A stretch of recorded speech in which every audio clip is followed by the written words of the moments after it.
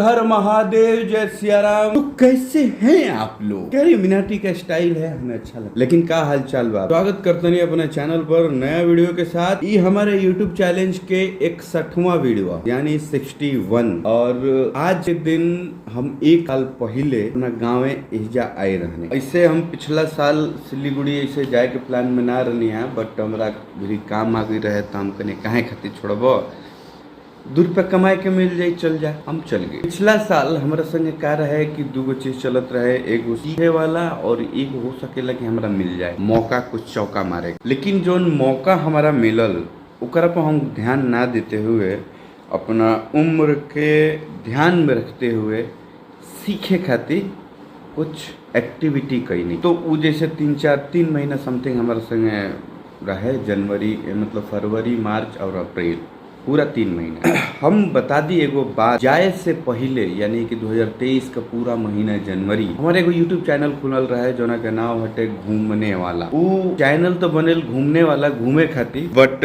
हम जब सिलीगुड़ी पहुंचनी तो वो चैनल पर गौर दे दिहनी, मतलब गौर कैनी। जौन हमारा मौका मिलल रहे वो मौका के हम वो चैनल पर तनी मनी बदलाव कर, घूमने वाला के बाद घुमाने वाला के प्लान कर यानी कि हम एकरा पर बिजनेस का आइडिया दे, घूमते घूमते ये घुमावे वाला जोना के इंग्लिश में एक्सप्लोर कहल जाला। तो घुमाने वाला भी 2 प्रकार के, एगो घुमावे वाला जोन तारा के जोना के टूरिस्ट गाइड कहल जाला, तारा के घुमावे वाला कह सकेला। एगो होला जोन की तारा के ऐसन घुमाई कि तू घूमते रह जाइबा। तो हम दोनों के तजुर्बा लेवे खातिर अपना नॉलेज में बिठा लेनी कि लेवे के हमरा जोने कामे आई तोने के इस्तेमाल कइल जी भाई। कैसे कि जीवन में ज्ञान हर चीज के ले लेवे के चाहे, निमन होके चाहे बाउर। ज्ञान पे एगो बात हम बता देव कि जो निमन ज्ञान होला वो हमेशा तारा के आगे की तरफ बढ़ा के लेके चलेला। बाउर ज्ञान के बारे में मालूम में बड़ुए कि बाउर ज्ञान तारा के हमेशा सक्सेसफुल तो करेला, बहुत जल्दी सक्सेसफुल करेला, लेकिन ऊ जोन बड़ुए तारा के डुबा भी देला, दुश्मन भी बनावेला, 1000 को दुश्मन बनावेला। वजह ई होला कि अगर तू अच्छा काम कर रहा तारा, अच्छा के लाइन में तो सभी लोग ना बा भाई, सबका भी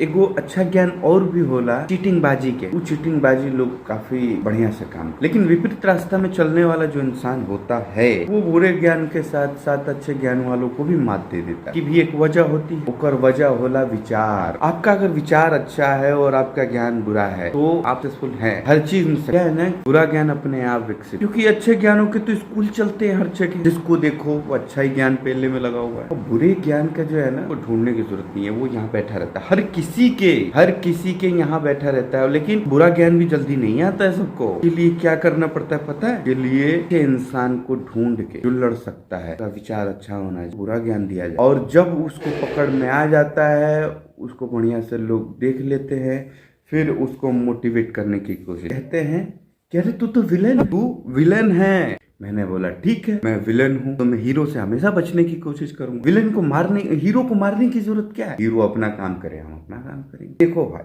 हमारा जो विचार है वो है अखंड भारत, और के पीछे अगर कोई हीरो है तो अखंड भारत के लिए अगर मारना पड़े तो उस हीरो को भी मार। ये जिद है एक ब्राह्मण की, तुम विलेन बना, हमारी कोई प्रॉब्लम नहीं है। अगर हम विलेन भी बने तो रॉकी भाई बनेंगे, सीधी सी बात। हमारी माई हमको बोलती है विलेन बनना, रॉकी की तरह बनना। साला उसमें भी हीरो ही। विलेन का क्या है यार, विलेन को एंड में मरना होता है, तो विलेन ही है, लेकिन हम मरेंगे।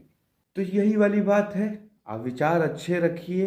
ज्ञान का क्या है, अच्छे ज्ञान स्कूलों में मिलते हैं, बुरे ज्ञान आपको खुद ही विकसित करने पड़ते हैं, ये दुनिया आपको सिखा देती है। हिंदी में रहे ज्ञान। इजे देते नहीं हम अपना वाणी के विराम। हर हर महादेव, जय सिया।